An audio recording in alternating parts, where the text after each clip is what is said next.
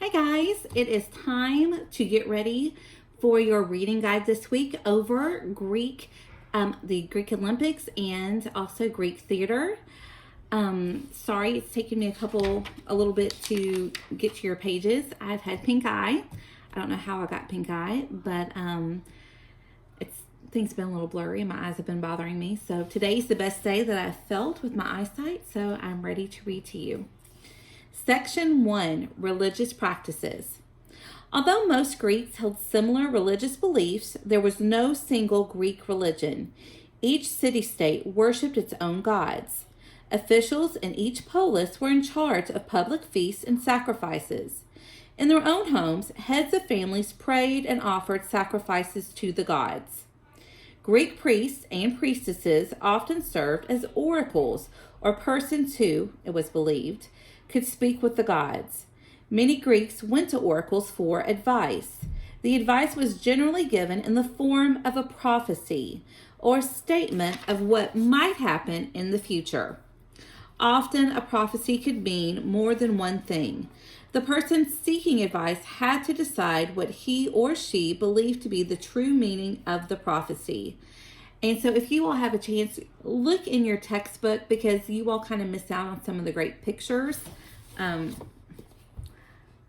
Here are a couple of them, but I think if you could look at it yourself and kind of study it a little bit longer, I think you would get a better idea of how the Greeks would worship and the prophecies and, the different oracles.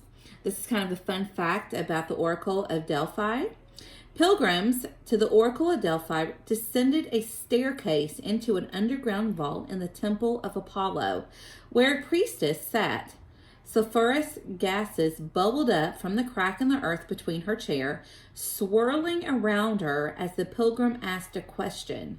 Priest then translated the answer into a verse for the pilgrim to recite and try to understand. So, imagine you're going to the Temple of Apollo. You have to go down into this underground tavern to find your oracle. And there, when you find her, you have all this gas and stuff swirling around her. And then she gives you this verse in a different language that you have to try to translate and then decipher its meaning. I think that's scary as all get out. I don't think I would be brave enough to do it. I might find a different temple, but again, if that was the only temple in your city-state, then that's what you had to do. The gods and goddesses of Mount Olympus. During the Golden Age, the Greeks worshipped the gods of Mount Olympus. There were 12 major gods and goddesses. Each had specific duties to carry out. Most ancient peoples feared their gods. They believed that the people were put on earth to only obey and serve the gods. But the Greeks were the first people to feel differently. They placed importance on the worth of the individual. Because they believed in their own value, the Greeks had a great deal of self-respect. This allowed them to approach their gods with dignity. So what that means is, most people, they were scared of their gods. They felt inferior to them. They were scared to go into their temples. They were scared to ask them of anything because they felt like their place was just to obey and do whatever they were told. The Greeks didn't feel that way. They felt that the gods were there to help them, support them, guide them, but they had a lot of self-respect, okay? Yes, they went to the gods for guidance, but they did not fear their gods like other people did earlier on and around the world at the time. So they had a little bit more dignity with their gods. They believed that the gods could come down and interact with them. And a lot of the Greek mythology stories that you hear are all about how the gods did interact with people on earth, with the mortals. So that was the big difference. The Greeks built temples to honor their gods. Inside each temple stood a statue of the god being honored. In front of the statue was an altar. Because the Greeks believed the temple was the god's home, they did not enter it. They worshipped outside as a sign of respect. Another way the Greeks honored their gods was with different kinds of festivals. Each showed the power of the god in whose honor it was given. Out of the festivals came two important contributions to Western culture. These were the Olympic Games and the theater. Now, if you all look in your page, as you know, there are 12 main gods and goddesses. I'm not going to go through all of these. I want you to look at them yourself and read through them. This is on page 181, and you can click on that in one of the attachments. But the gods, the main ones, are ones that you're very familiar with. Zeus, Aphrodite, Poseidon, Hera, Athena. All of these gods and goddesses you have heard of before, and so they're going to be a little bit more familiar to you. And I like this chart in here because it tells you how the different gods and goddesses kind of interact and play, how they, I guess, go together. There's family involved, and so it's very, very interesting. All right, the Olympic Games. Every 4 years, in the middle of summer, a festival was held in Olympia to honor the god Zeus. Olympia was not really a town. It was a group of temples and arenas built in fields. A 40-foot or 12-meter gold and ivory statue of Zeus stood in one of the temples. The festival was known as the Olympic Games. It was the most important sporting event in Greece. While the games were going on, the Greeks would stop fighting any war in which they were involved. When the Spartans refused to call a truce during the Peloponnesian War to compete in the games, they had to pay a fine. Athletes came from all over Greece and from Greek colonies in Africa, Italy, and Asia Minor to take part in the games. Individuals, rather than teams, competed. Only men were allowed to take part. Women were not even allowed to watch. Each athlete had to swear on the sacred boar of Zeus that he would follow the rules of the games. Those who broke the rules were fined. The Olympics were made up of many events. One of the most exciting was the chariot race. It was held in the Hippodrome, which was an oval track with grandstands around it. The chariots had small wheels and were open in the back. At first, they were pulled by 4 horses. Later, only 2 horses were used. About 40 chariots started the race, but only a few could finish the 9 miles. The driver of the winning chariot received a crown made from olive leaves. Now, what you have to understand, this chariot race was very dangerous. Okay, you had 40 chariots. At one point, you had 4 horses, and then it went down to 2.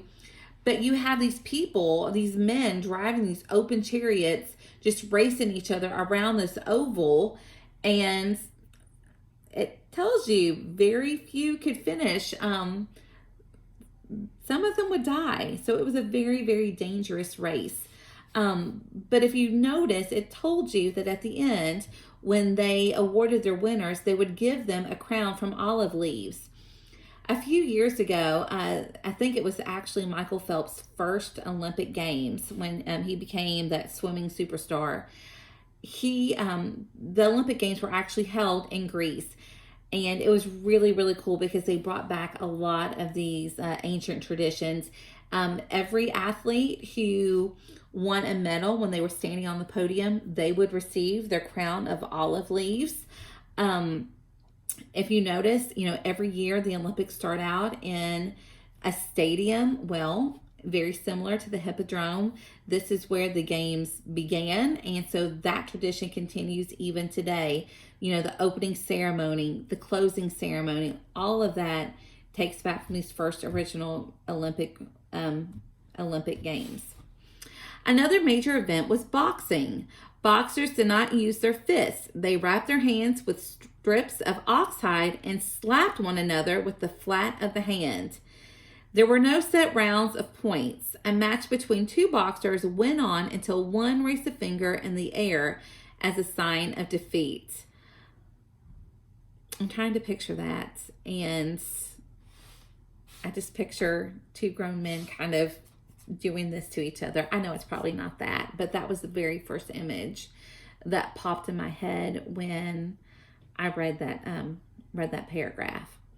that might be something worth looking into, kind of seeing if you could find pictures or a video. But I really hope that two grown men weren't sitting here doing this to each other. Another fighting event was the Pancration.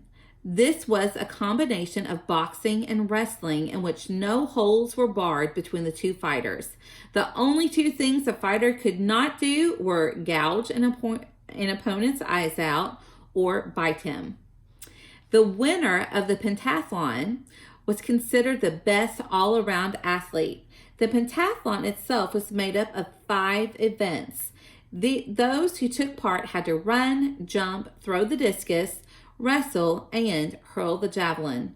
Like other winners, the winner of the pentathlon was crowned with an olive leaf wreath. Olympic winners were heroes. Poets wrote about them. City-states held parades for them, and some city-states even gave them free meals for a year.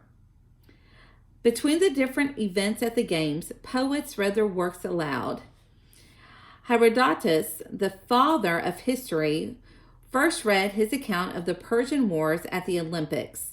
Greek historians even dated events by Olympiads, or the 4-year periods between games. The first recorded date in Greek history is the date of the first Olympic Games, which occurred in 776 BC. And I think that's fascinating. I know back when we talked about timelines, this date was actually one of the dates in history that you all were asked to put on a timeline correctly. And so to think that this is when they actually started keeping written history were based on these first Olympic games, and that is their first written history, just this athletic event. And then from there on, how they were able to keep track of their own written history. Moving on to the theater. The theater grew out of festivals given in honor of the god Dionysus. About 600 BC, the Ionians began telling stories about Dionysus at festivals. A chorus chanted and danced each story to the music of a flute. At certain points, the chorus fell silent. The chorus leader then gave a soliloquy, or a talk in which personal thoughts and feelings were expressed to the audience. In time, the chorus became shorter and the soliloquies longer. Stories were then told about other gods and heroes. About the time of the Persian Wars, a Greek poet named Aeschylus added an additional character to each story. Now, instead of singing or telling a story, it was acted out. Thus, Aeschylus created what came to be known as a play. The first Greek plays were tragedies, or stories about suffering. All dealt with the past and with the relationships between people and gods. Not all of them had unhappy endings. Still, they all pointed out that though people suffered, most individuals were able to carry on despite their suffering. Okay. 3 of the great writers of tragedy were Aeschylus, Sophocles, and Euripides. All 3 lived in Athens during its golden age. Aeschylus wrote about power and its effect on people. Sophocles showed that people suffered because of their sins and mistakes, and that suffering can make someone a better person. Euripides tried to show that people suffered because they did bad things. Soon after the development of tragedy, a second kind of play came into being. It was comedy, or a play with a happy ending. Unlike tragedies, Greek comedies were about the present. At first, they poked fun at certain politicians and other polis leaders, who often were in the audience. Later, comedies did away with the chorus. They also stopped poking fun at specific people. Instead, they poked fun at a certain kind of person, such as a son who wastes money, or an enslaved person who plots against a master. One of the greatest writers of Greek comedy was Aristophanes. He found something funny about everyone. Greek plays were performed only at community festivals. They began at sunrise and went on all day. Tragedies were presented in the morning and comedies in the afternoon. All the performers were men. Women were allowed to watch plays but could not act in them. And actually, this continued for quite a while. And it wasn't just in Greece that they prohibited women from acting in plays. So what the men would do, if there was a female character, then they would dress as the female. Okay, women could not participate in any way. They could only watch the plays. And for many, many years, that is how people performed. You would have these groups of men, these professional actors who would go around from place to place. And depending on the play that was chosen, they would assign the parts. And if there was a female in the play, then there would be a male. And it was usually someone younger who had like a softer look to them that would play the female. Each actor wore a huge canvas and plaster mask that showed the sex, age, and mood of the character. The mouth of the mask was shaped like a funnel. This helped carry the sound of the actor's voice to the entire audience. Actors also wore heavy padding under their robes and boots with thick soles. This made them seem larger than they really were. Plays were given in open-air theaters, some large. Anyone who did not have enough money to buy a ticket was admitted free. The audience sat on rows of stone benches set out on the side of a hill. The benches were arranged in a semicircle around a stage that was level with the ground. The Greeks believed support of the theater was a public responsibility. An official of each polis chose the play to be performed. This official then assigned each play to a wealthy citizen to stage. A panel of citizens judged the plays at each festival.